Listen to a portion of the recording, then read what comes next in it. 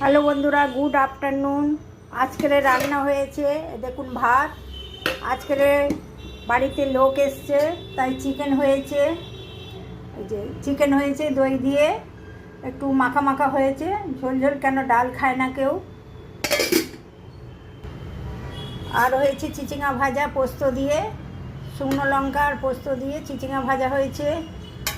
আর এখানে হয়েছে এঁচোড় চিংড়ি মাছ আলু দিয়ে।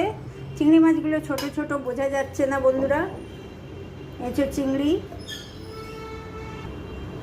আর হয়েছে এই যে আমের চাটনিটা কালকের বানানো, কালকে না আগের দিনে বানানো।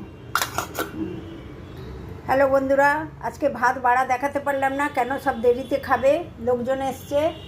তাই আজকে রান্না কেমন হয়েছে দেখে বলবেন বন্ধুরা। ভালো লাগলে আমার চ্যানেলটাকে একটা সাবস্ক্রাইব করে দেবেন। আজকের মতো টাটা বন্ধুরা, আবার আসবো অন্য ভিডিও নিয়ে।